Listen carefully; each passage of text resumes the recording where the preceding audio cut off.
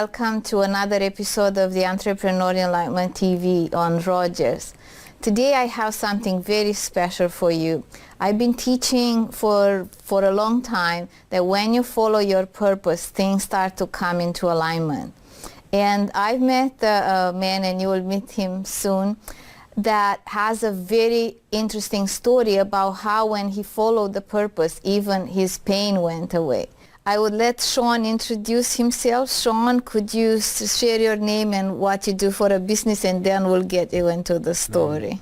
My name's Shawn Desjardins. I'm from Stayner, and I just opened up a cookery over on Highway 26, and I just do a lot of baking and the cooking of the pies and deal with the public a lot now, and it's quite fascinating. Interesting, and I saw some of your posts.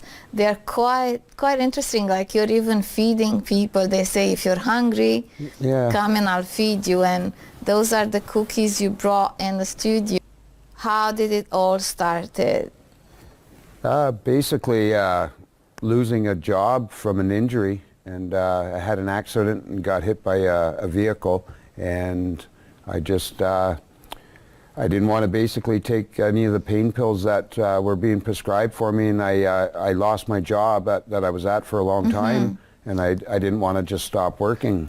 Because your body was hurt. Like when I met you, you're like, I saw you're a bit wobbly. And well, I had 2 hip replacements. Wow. And rods put in my back, and after that, I guess that's when I started baking. And so tell me how the idea came to you. So you had the accident, you couldn't have the job, and you didn't want to take the painkillers? Yeah. Wow, that's huge. Yeah, I'm a single parent raising my daughter, and I wanted to be an example to her, and I wanted to have a purpose. So basically my mom started teaching me how to bake, a lot of the recipes that she learned from her mom and so forth. And all of a sudden I had a really big clientele for the pies and these tarts here. And it just built up from that, and then I realized... How did you go from being in pain to baking? Like what was the process? How did it come to you actually? Basically it was a lot of times when my mom was baking at her place, I would just go over and visit her or something, and I'd just start baking a little bit, and we got to baking for like 6 hours one time straight, and she had reminded me that I never mentioned pain, never talked about it, never anything. And then she said, come back. So we did that for a while, and I just realized that while I baked, I never thought of any of my pain, any of my anything that was going on.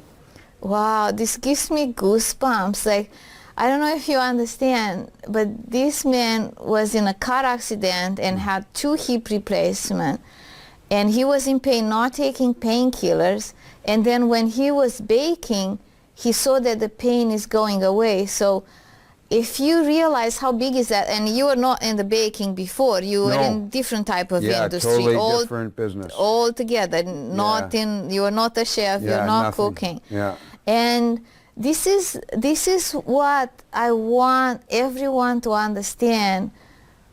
It doesn't matter how far-fetched something could be from the life you're having right now, but if you do the things that you're meant to do, even the physical pain, like this to me is mind-blowing, and this is actually why I wanted you to come and share this story, because to be so absorbed in something that gives you purpose, to not feel the physical pain, this is amazing.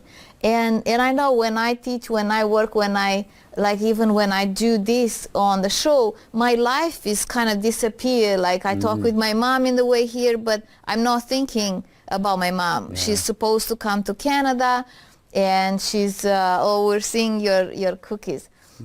She's supposed to come to Canada, and she has some, but it's like not in my mind when I'm doing this. Now it is, because I'm talking about.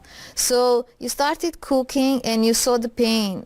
Yeah, I just realized that there was no pain while I did those things, and I just kept doing it on a regular basis, more and more, and And then it just opened the doors, and I started doing rehabilitation at the YMCA in Barrie, and that's where I built up a lot of my clients. For my pies, a lot of the elderly were buying my pies from me. Isn't it interesting? Yeah. And the better I got at my rehabilitation, the more my clients built at that time. And Wow. so it was almost like it was just a path, and as long as I followed it, it was okay. Do you feel that you were guided? Like, Yeah. do you share Yeah. a bit? Yeah, I do. Share the feeling. I just feel like each time I passed one stage in my journey, it was like the next one would appear, and then the next one, and so forth. It was just I had an opportunity after each one presented itself, another one would come, as long as I was mindful of what was going on at the time. The next one would lead itself, and that's when the business just started coming around. And after a year and a half of dealing with other clients and stuff, I realized that I had another purpose, and to me, I'm living my purpose right now. Wow, Yeah. this is amazing. So when you were doing, like, as you were following this, were you praying a lot? Like, what is your method of knowing guidance? When I pray, which I don't every single moment, Or meditate? I meditate and I pray. But when I do that on a regular basis, my life is guided. When I veer off of that path of meditating and praying, it's the message isn't as clear. But when I allow myself a certain amount of time, that message is real clear. And wow, this is interesting, and I want to share this with the audience, because I have a lot of people come to me and say, I am not clear, I don't know what to do, I'm not sure, I may want to do this, but I don't know. And the message that you're hearing is that in order for you to know, you do have to become quiet inside. You have to either pray. I mostly meditate. I pray too, but it's mostly through a meditation. And you have to become quiet inside. And then you have to be willing to listen.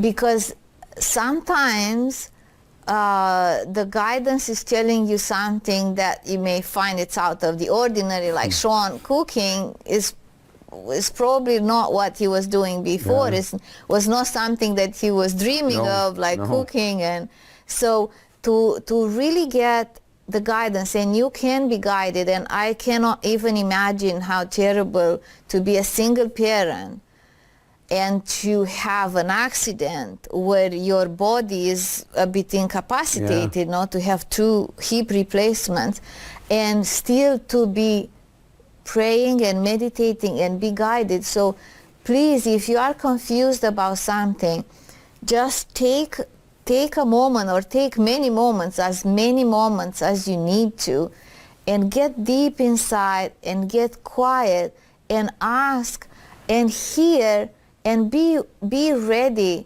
to move in either direction. Like sometimes I have clients that they feel like they know what they want to do, and they ask for guidance, but it's not what they expect to. So then they don't move. When you ask for guidance, basically you have to not be attached of the path. You have to, like if you ask for guidance, shall I open this or restaurant or not open this restaurant? You have to be willing to be okay with both decisions, otherwise you don't hear the guidance. Yeah. Do you have an example like that, when you, like maybe the guidance was not what you thought and you still go and did it? Yeah, when it was about just serving the pies and certain foods, right? I never visualized myself doing that at all, but mostly working with people on a regular basis. That's probably one of my highlights of the day, is when I deal with the customers that come in and the people that open up to me, right? That, to me, that's the biggest thing. One of my customers just came in and she shared something that she's going through at the hospital, and it's life for her, right? And she came in my shop and shared it with me for 25 minutes, and I'm sitting in tears talking to her, but she was smiling when she left. So that's also part of my purpose in this too, I think, is just to be an ear for people too at times, right? I can see that, because it takes someone who's went through something in Yeah. order to listen to Yeah. somebody else.